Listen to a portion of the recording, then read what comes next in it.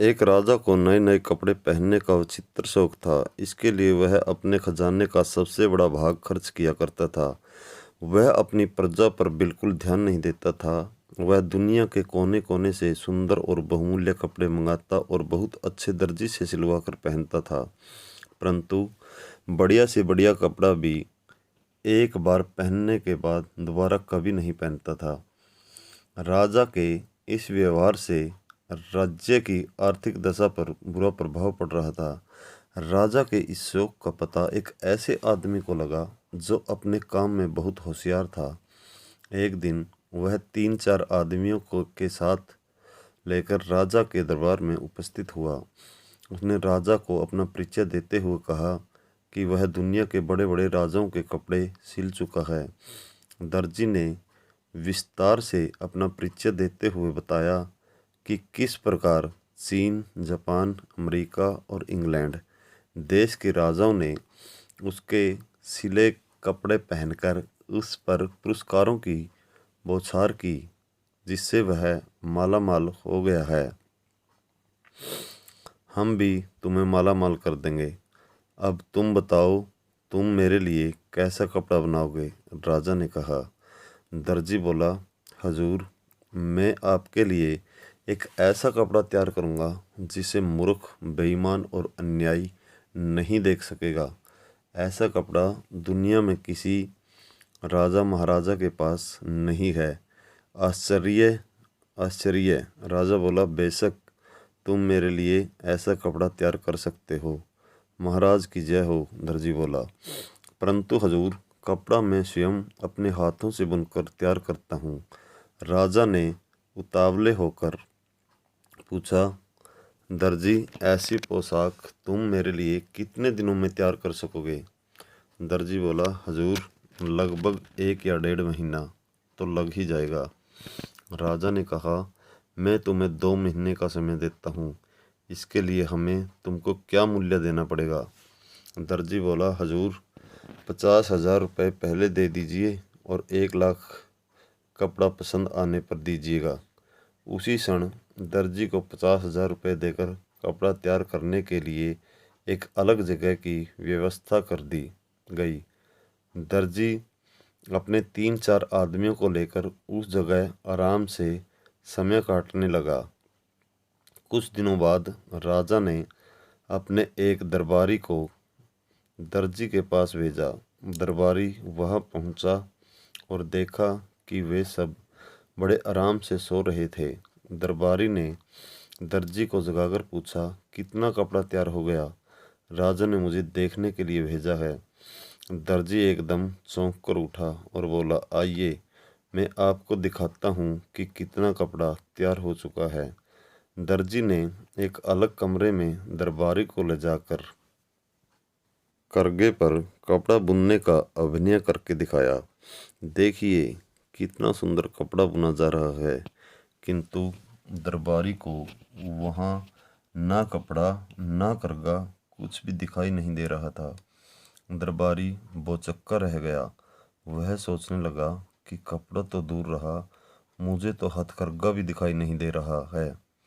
अब दरबारी को दर्जी की वह बात याद आई कि जो मूर्ख, बेईमान और अन्यायी होगा उसे यह कपड़ा दिखाई नहीं देगा। क्या मैं ऐसा ही व्यक्ति हूँ? दरबारी सोचने लगा।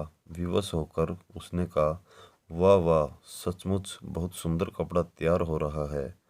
राजा ने जब इस बात को सुना तो वह बहुत खुश हुआ।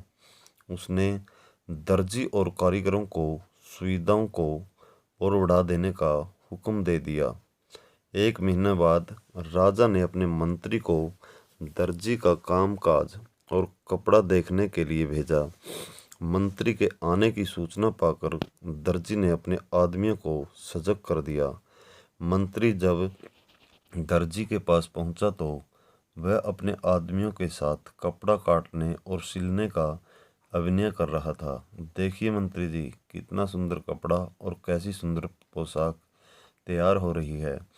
दर्जी ने हवा में हाथ मारते हुए मंत्री को दिखाया, किंतु मंत्री बेचारा हक्का बक्का।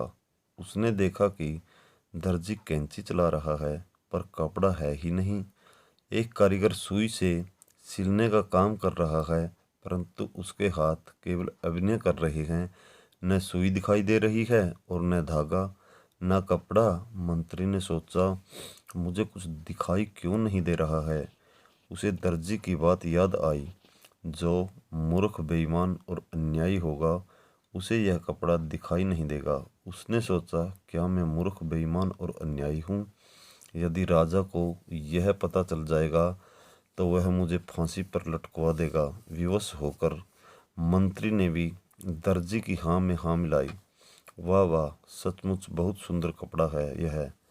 दर्जी के पास से लौटकर मंत्री ने राजा को बताया, सचमुच ऐसा सुंदर बहुमूल्य कपड़ा ना मैंने कभी देखा था ना कभी सुना था। यह सुनकर राजा बहुत खुश हुआ। दूसरे दिन दर्जी पोशाक तैयार करके दरबार में उपस्थित हुआ।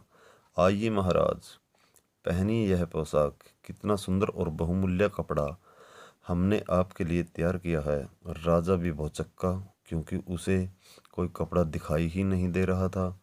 उसने सोचा, क्या मैं मूर्ख, बेईमान और अन्यायी हूँ? विवश होकर उसने भी वही कहा जो मंत्री और दरबारी ने कहा था, सचमुच ऐसा कपड़ा मैंने ना कभी देखा था ना कभी पहना था। दर्जी ने राजा को शीशे के सामने खड़ा करके उसके सारे कपड़े उतरवा दिए और राजा को नई पोशाक पहनाने का अभिनय करने लगा। कभी वह बटन बंद करता, कभी कॉलर सीधा करता। देखिए महाराज, कैसी सुंदर पोशाक है। सारे दरबारियों के बीच शीशे के सामने खड़ा राजा दर्जी की हाँ में हाँ मिलाते हुए बोला, सचमुच ऐसा सुंदर कपड़ा पहले ना कभी देखा था और ना कभी पहना था।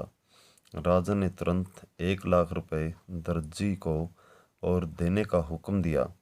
दर्जी रुपए लेकर अपने आदमियों सहित 9-2-11 हो गया। राजा के नए कपड़े प्रजा को दिखाने के लिए एक बड़े जुलूस का प्रबंध किया गया। सारी प्रजा राजा के नए कपड़े देखने के लिए बड़ी उत्सुक थी। राजा को रथ पर खड़ा करके प्रजा को दिखाने के लिए सवारी निकाली गई। रथ आगे बढ़ता गया। मार्ग के दोनों ओर हजारों की संख्या में खड़ी जनता तालियां पीट पीट कर वाह वाह कर रही थी, क्योंकि सारी जनता को मालूम था कि जो मूर्ख, बेईमान और अन्यायी होगा उसे यह कपड़ा बिल्कुल नहीं दिखाई देगा। थोड़ी दूर पर बैठे एक बच्चे ने राजा को रथ पर नंगा खड़ा देखा और जोर से चिल्लाकर कहा, राजा तो रथ पर नंगा खड़ा है। सब लोग बच्चे का मुंह ताकने लगे। फिर क्या था, सारी प्रजा एक स्वर में चिल्ला उठी, राजा रथ पर नंगा ही खड़ा है। अब राजा को भी अपनी मूर्खता का एहसास हुआ। वह लज्जा के मारे मानो धरती में पड़ गया।